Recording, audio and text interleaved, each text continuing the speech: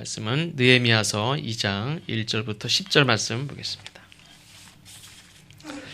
느헤미야서 2장 1절부터 10절 한 절씩 교독하시고 마지막 절은 같이 읽겠습니다. 아닥사스다 왕 제20년 니산월에 왕 앞에 포도주가 있기로 내가 그 포도주를 왕에게 드렸는데 이전에는 내가 왕 앞에서 수심이 없었더니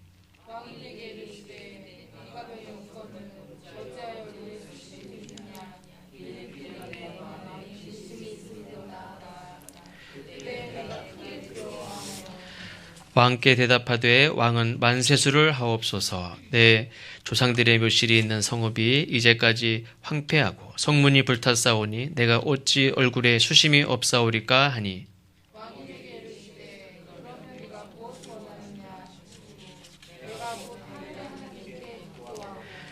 왕에게 아뢰되 왕이 만일 좋게 여기시고 종이 왕의 목전에서 은혜를 얻었사오면 나를 유다 땅 나의 조상들의 묘실에 있는 성읍에 보내어 그 성을 건축하게 하옵소서 하였는데 그때 왕도 왕 곁에 앉아 있었더라.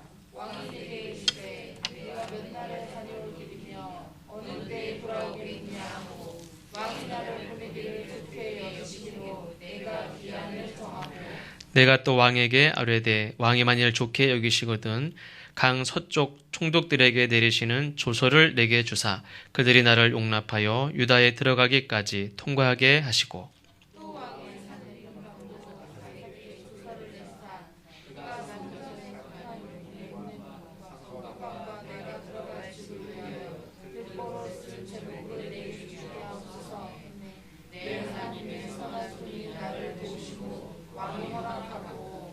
군대장관과 마병을 보내어 나와 함께하게 하시기로 내가 강 서쪽에 있는 총독들에게 이르러 왕의 조서를 전하였더니 호른 사람 산바랏 종이었던 암몬 사람 도비아가 이스라엘 자손을 홍하게 하려는 사람이 왔다 함을 듣고 심히 근심하더라. 아멘. 하나님을 믿고 사는 것이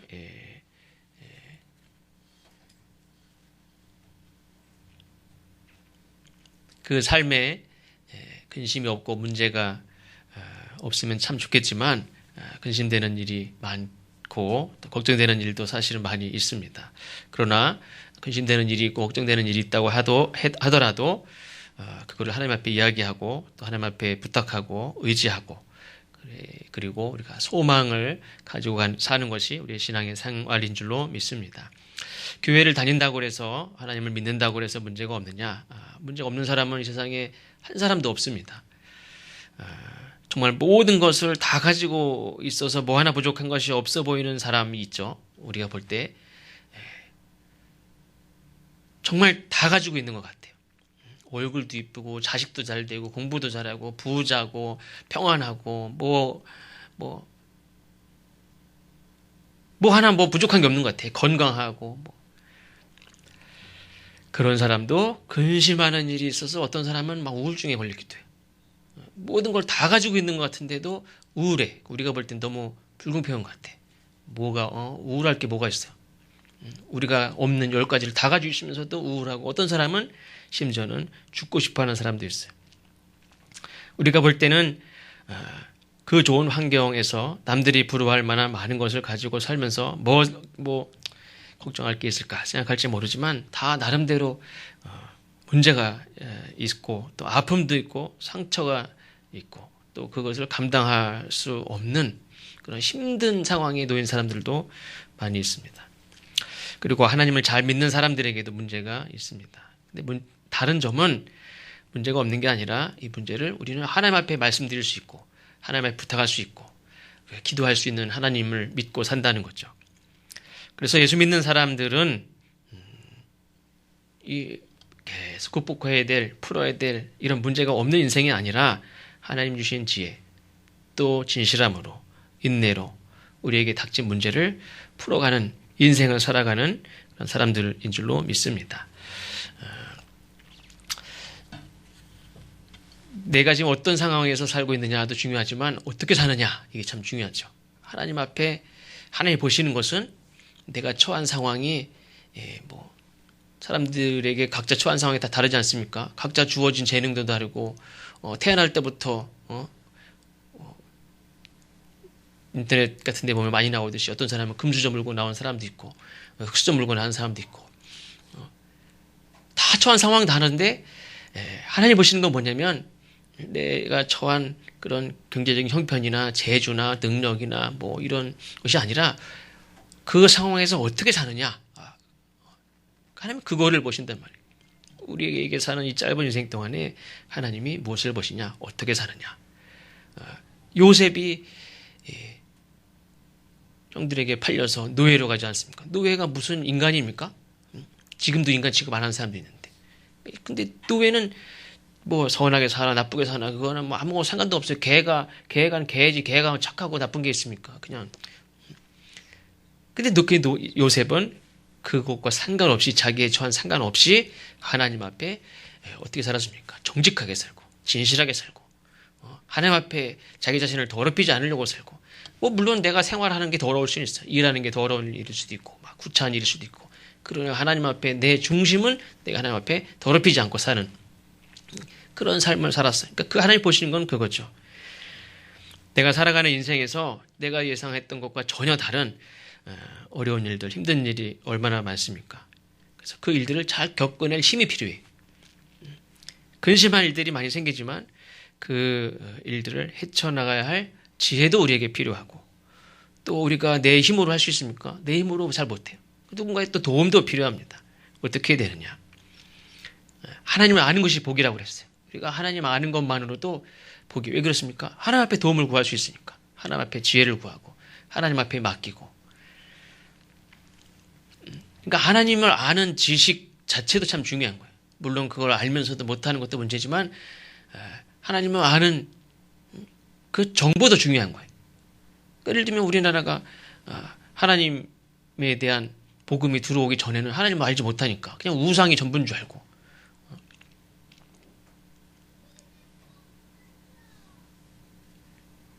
옛날에 70년대, 80년대만 해도 그때도 그 미신 이런 걸 막 몰아내려고 종교를 떠나서 이 미신 같은 거 몰아내려고 우상을 몰아내려고 얼마나 그랬습니까? 나라를 말아먹는 게 나라를 망하게 하는 게 미신이 다 우상이.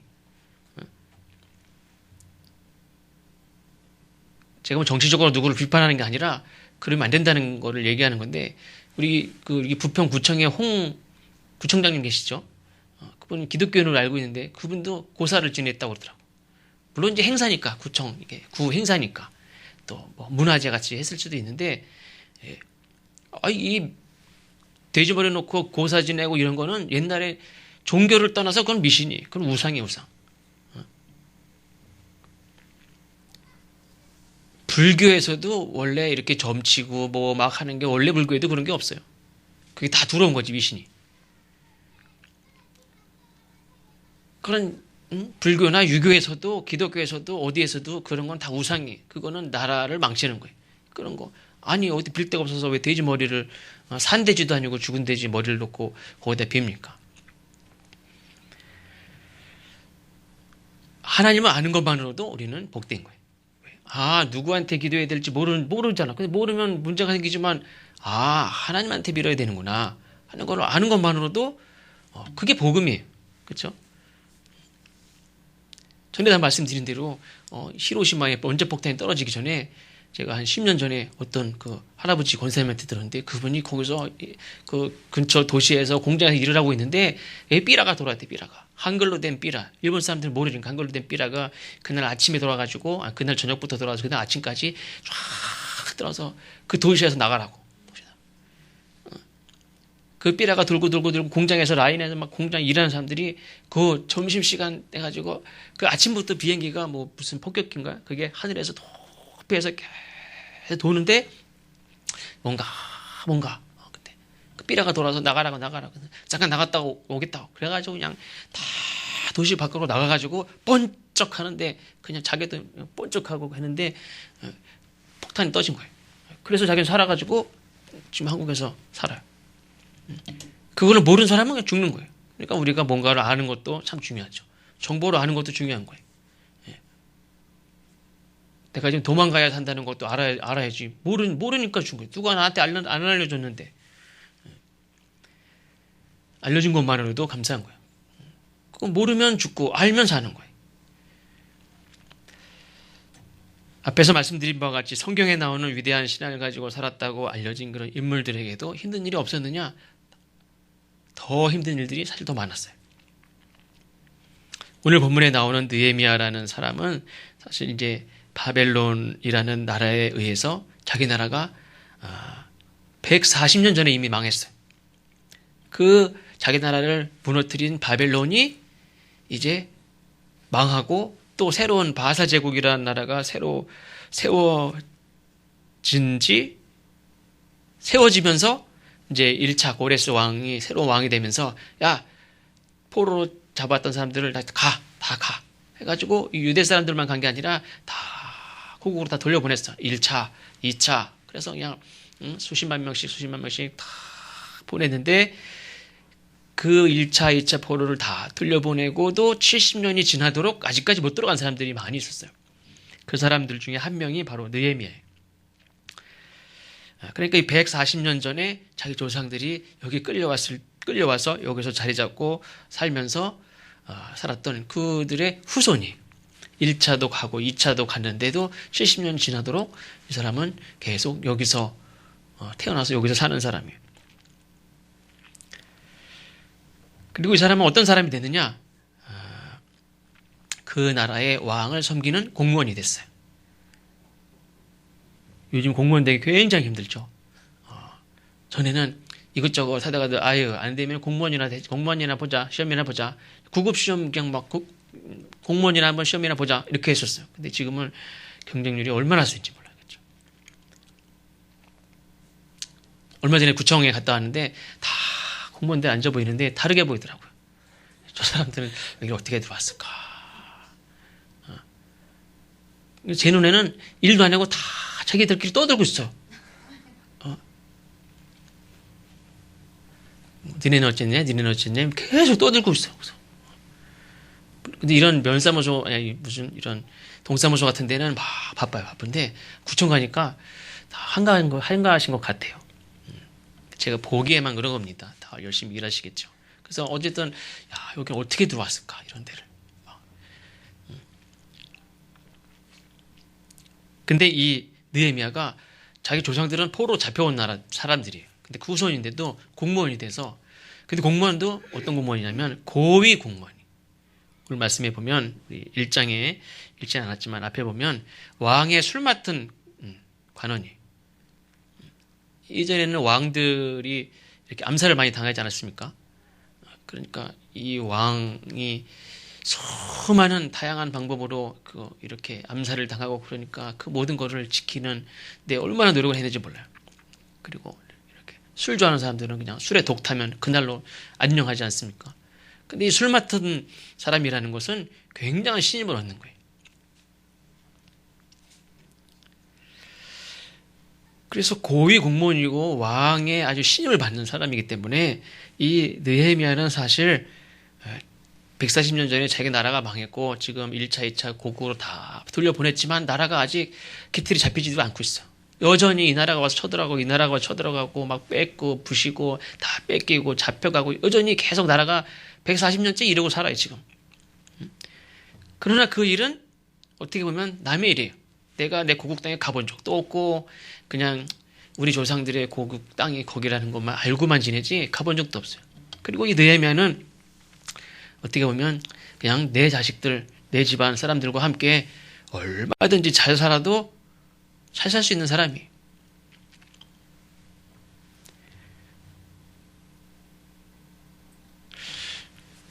자기 나라 걱정 안 해도 거기서 사는 사람이 걱정하지 뭐 내가 여기서 있는 사람이 뭐 걱정합니까? 그런데 오늘날 이제 왕에게 이렇게 포도주를 이렇게 올려드리는데 그 전에 무슨 일이 있었냐면 고국 땅에 또 어떤 외적들이 쳐들어와가지고 다 성이 불타고 성이 다 부서지고 예루살렘 성전은 불타고 무너지고 했다는 얘기를 들었어요. 근데 느헤미야는 우리 같으면은 인생이 뭐 다 그렇지 않습니까? 나라가 뭐 다 그렇지 뭐 내가 걱정한다고 되는 일도 아니고. 근데 이 느헤미야는 그게 마음에 걸리고 너무 슬프고 잠이 안 오고 막 며칠 동안 울고 막 금식하고 그래. 이게 하나님 주신 마음인 것 같아. 그렇죠?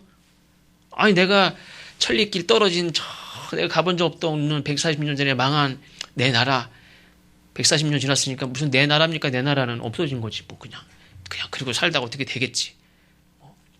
나는 내 오늘 할 일도 바쁜데.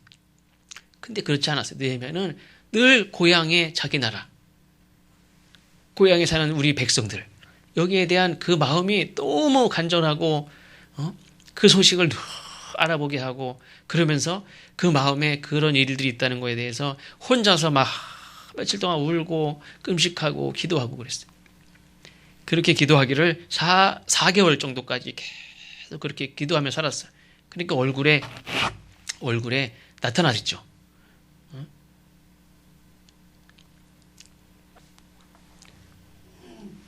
어떤 여기 다른 교회 다니는 어떤 집사님이요 저보고 옛날에 목사님 뵀을 때는 아주 이렇게 좀 젊어 보이셨었는데 1년 사이에 낯이 확 변했대. 그래가지고 저는 안 변한 것 같은데 변했대. 그래가지고 그런가요? 4개월 동안 그렇게 끔찍하고 오는데 이렇게 얼굴이 안 변하겠습니까? 근데 왕이 어느 날 이렇게 포도주를 이렇게 느헤미야가 올리니까 딱 보더니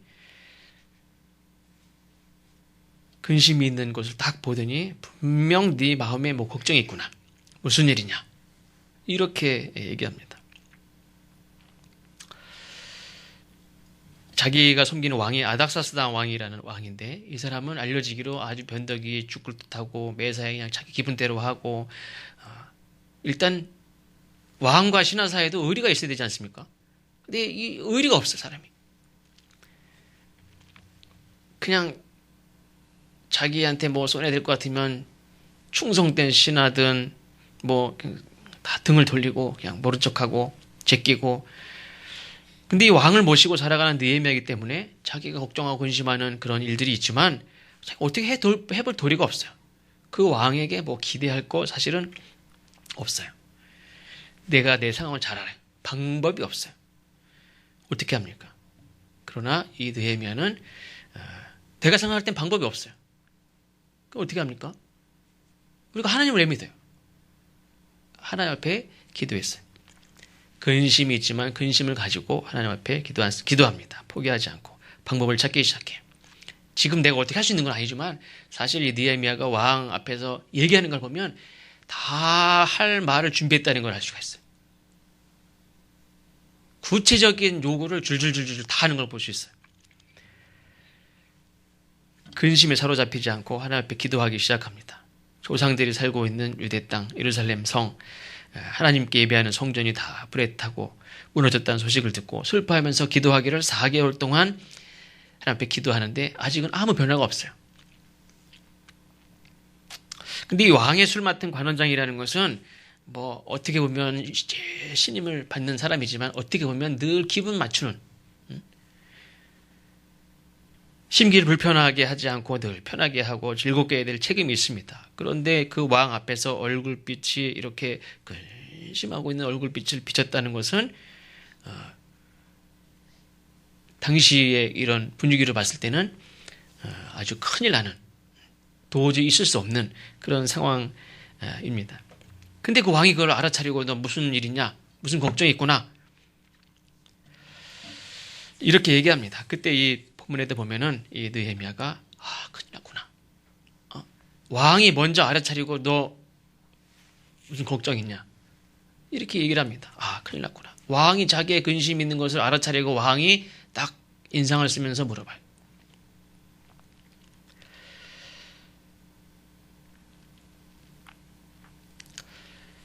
왕에게 그래도 한다고 하는데 근심을 감추지 못한 거죠. 그것도 알아요. 왕이 내가 병이 없건을 병이 없는 것까지도 알아요. 내가 알고 있는데 아무 병도 없고 건강한 걸로 알고 있는데 왜 이렇게 얼굴에 근심이 있느냐. 분명히 무슨 근심이 있구나. 성경에도 보면 큰일이로다 이렇게 기록하고 있습니다. 근데 그때 느헤미야가 자기의 근심을 솔직하게 정직하게 얘기합니다. 3절에 보니까 내 조상들의 묘실이 있는 성읍이 이제까지 황폐하고 성문이 불탔사오니 내가 어찌 얼굴에 수심이 없사오리까. 예루살렘 성이 무너졌다. 이거를 이렇게 표현하지 않고 어떻게 했냐면 조상들의 묘실이 있는 성읍이 이제까지 황폐하고 성문이 불탔사오니 내가 어찌 얼굴에 수심이 없사오리까. 근데 사실 이 예루살렘 성을 1차, 2차 이렇게 보내고 백성들이 가서 예루살렘 성을 다시 재건하자. 그 재건할 때에 사람들이 모함을 합니다. 저 유대 사람들이 성을 재건합니다. 저거는 당신을 대항하려고 하는 겁니다. 당신에게 대적하려고 하는 겁니다. 막 모함을 해가지고 그래 이놈들이 야 성 재건하지 마 스톱. 그래서 그 성을 재건하지 못하도록 친히 명령을 내린 사람이 이 왕이에요. 근데 그 왕한테 지금 성이 회파되고 성을 재건한 개념 무너지고 성 그나마 다 부서진 성에다가 문 하나 달았는데 문도 다 불타고 그거를 성이 부서졌다고 그 얘기를 할 수 있습니까? 그 왕이 그 한 10년 전에 야 중지시켜 이것들이 어지 그리고 정지시킨 건데 그거 다시 해달라고 말을 못 하잖아요. 근데 이 느헤미야가 조상들의 묘실이 있는 성이 이렇게 불탔습니다. 그러니까 아닥사스다 왕도 그렇고 이 특별히 뭐 다른 지역도 마찬가지겠지만 조상들에 대한 생각이 얼마나 이거는 다 공통적으로 다 인정하는 거예요. 자기 조상들의 묘실을 잘 돌보려고 하는 그런 마음이 누구에게나 없겠습니까? 다 있지. 똑같은 말인데 어떻게 보면 예루살렘 성을 재건하고 싶다는 거예요. 근데 느헤미야는 표현을 우리 조상들의 묘실이 다 이렇게 훼손되고 지킬 수가 없게 된 상태에 대해서 내가 어떻게 근심 안 하느냐 이렇게 얘기합니다. 근데 그때 왕이 뭐라고 하냐면 내가 무엇을 원하느냐. 굉장히 중요한 순간이죠. 내가 정말 구체적으로 원하는 걸 이제 얘기해야 될 순간인데 같은 내용의 말이지만 말 하나에 마음이 다치기도 하고 마음이 열릴 수도 있고 죽기도 하고 살기도 하고.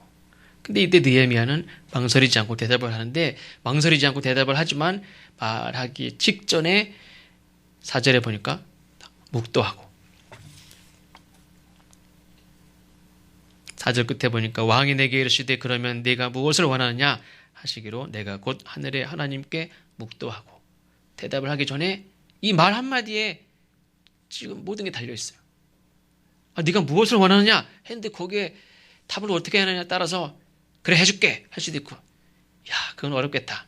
야 그건 지난번에 하지 말라고 한 얘기 아니야? 그 얘기를 왜 다시 꺼내? 이럴 수도 있고 지금 무엇을 원하느냐 들어줄 것 같이 물어보지만 대답에 따라서는 지금 왔다 갔다 한단 말이에요.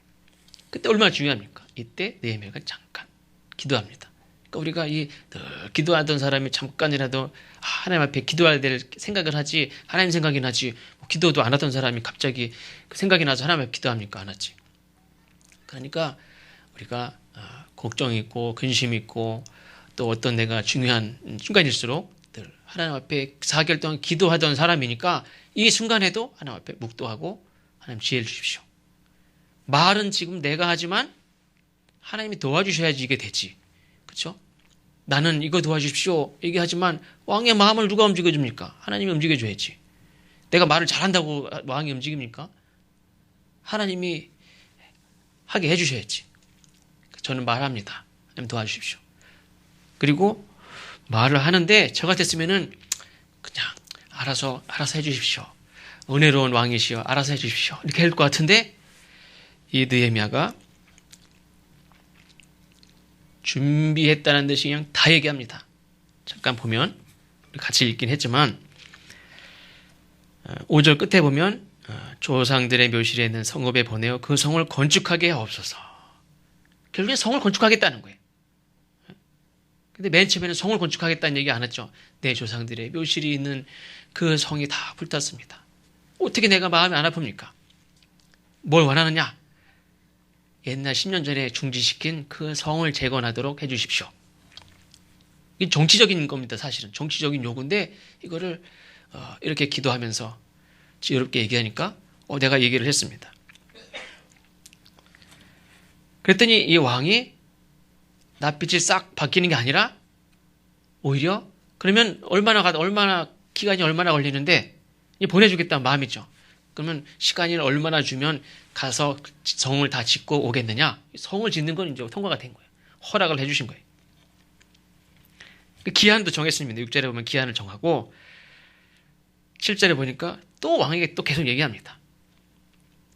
이거는 물어본 게 아니죠. 뭐 또 구체적으로 필요한 거 있냐? 물어본 게 아닌데 기한 얼마나 기한을 주면 되겠느냐? 이것만 물어봤고 기한을 대답했는데 또 계속 얘기를 합니다. 뭘 얘기합니까? 7절에 보니까 왕이 만일 좋게 여기시거든 강서쪽 총독들에게 내리시는 조서를 내게 주십시오. 그래서 유다까지 가는 길을 통과할 수 있도록 왕의 옥사가 딱 찍힌 그런 여권 같은 거를 왕의 허락서를 다 달라는 거예요. 그냥 갔다 와라 구두로 해가지고는 안 된단 말이에요. 왜냐면 수많은 방해하는 세력들이 엄청 많기 때문에. 그리고 한 가지를 또 요구하는데 8절에 보면 살림 감독 성을 재건하려면 돌도 필요하고 나무도 필요하고 그리고 이 느헤미야가 얼마나 구체적으로 현실적으로 요구하냐면 8절에 보면 중간에 보면 지금 아까 그 성을 건축한다고 그랬죠. 또 성전에 속한 영문의 문, 성곽 또 뭐까지 요구합니까? 내가 들어갈 집을 위하여 들보로 쓸 목재까지도 내가 필요하다 이렇게 얘기합니다. 내가 가서 거기 가서 성을 지으러 한 3년이면 3년 가서 성을 지어야 되는데 내가 살 집도 필요하잖아요. 내가 살 집도 지어야 되겠으니 그 집 짓는 나무도 필요하다는 거예요. 그러니까 무슨 나무 무슨 어디에 필요한 이런 나무들 다 필요하니까 어떻게 하느냐? 왕이 이렇게 직임을 맡긴 그 산을 관리하는 감독 그 아삽이라는 사람에게 명령하는 그 명령서를 도장을 찍어서 저에게 주십시오. 그래서 그걸 가지고 왕이 그 아삽이라는 사람한테 가가지고 야 왕이 허락했어 나무 다 펴와 나무까지 싹 다 받아서 지을 성을 건축할 그런 계획을 이미 다 가지고 있었고 그거를 왕에게 다 얘기합니다.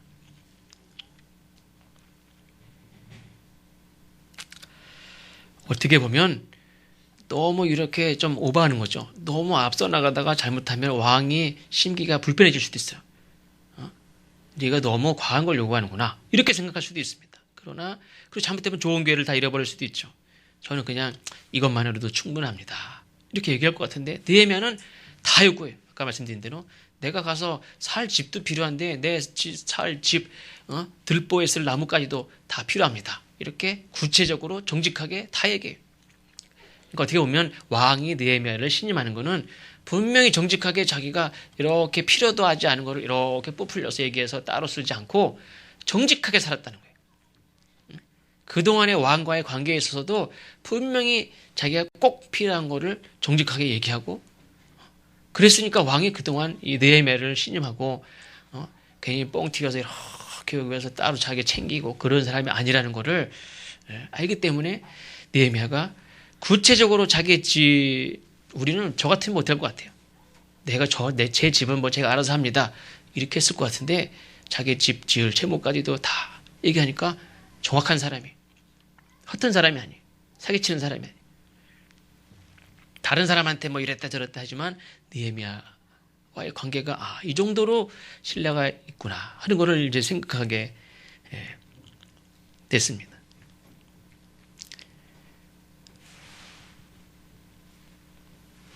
이렇게 요구했을 때에 왕이 이 요구를 들어줬습니까? 안 들어줬습니까?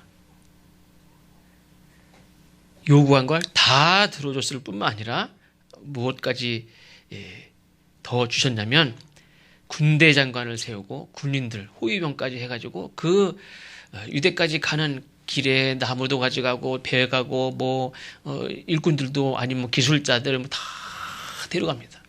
그럴 때에 그들을 지키는 왕의 친히 이렇게 임명한 호위병들 군대 장관까지 딱 세워가지고 돕는 군인들까지 다 보내.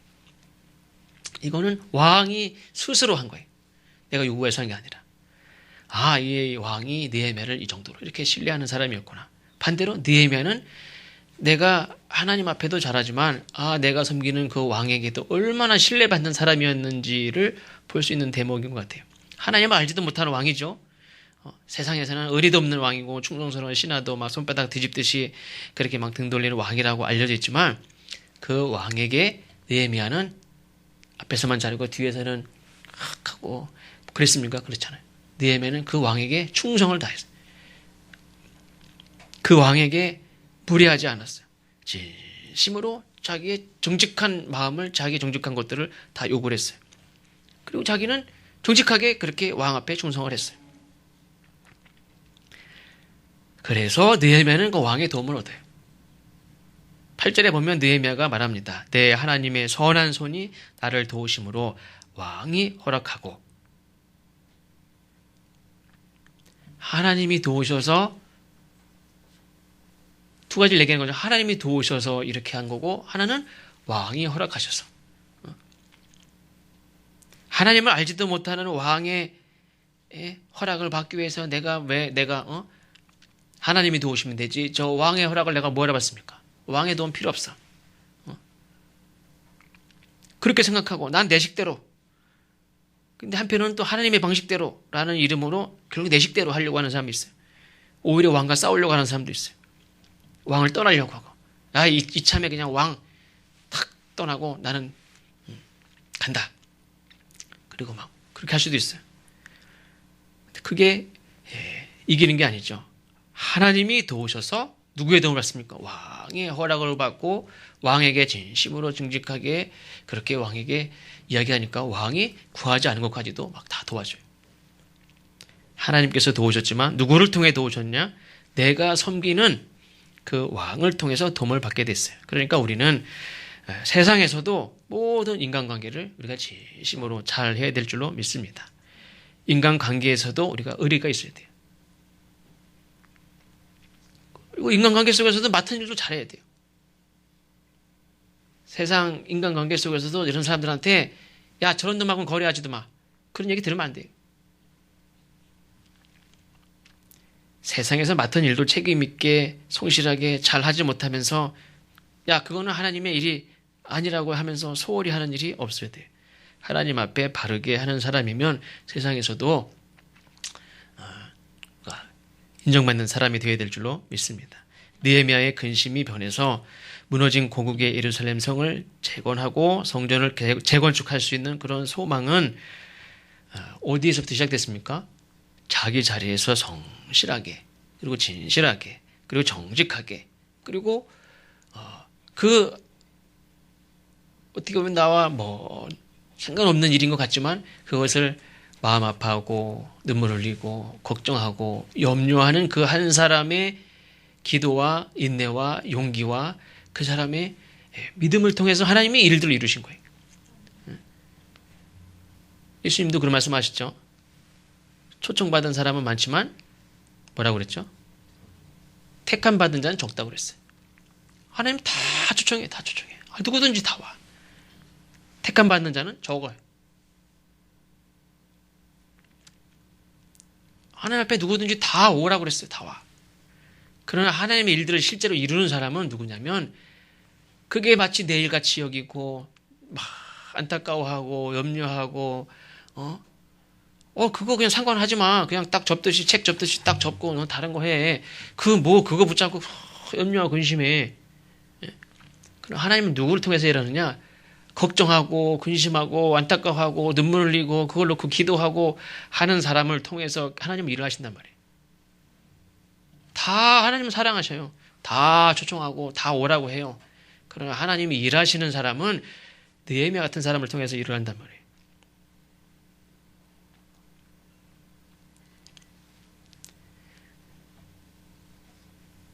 누군가에게 말할 수 없는 걱정도 있고, 그러나 우리가 하나님께 간절한 마음으로 또 인내하면서 기도하고 나아가면 하나님께서는 그 사람을 통해서 걱정하고 근심하는 그런 마음을 가지고 하나님 앞에 기도하는 사람을 통해서 하나님께서는 그 일들을 이루시는 줄로 믿습니다.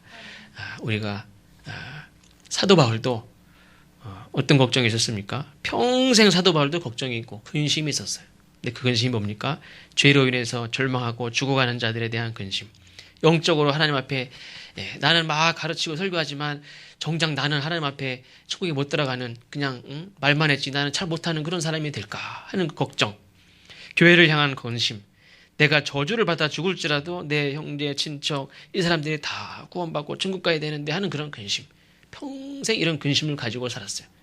그런 근심을 가지고 있는 사람을 통해서 하나님이 복음도 전파하게 하는 거예요. 우리의 그런 근심이 평생 하나님 앞에 서는 날까지 없을 수 없지만 그 근심을 가지고 기도하고 나아가면 하나님이 그 사람을 통해서 하나님의 귀한 일들을 이루시는 줄로 믿습니다. 기도하겠습니다.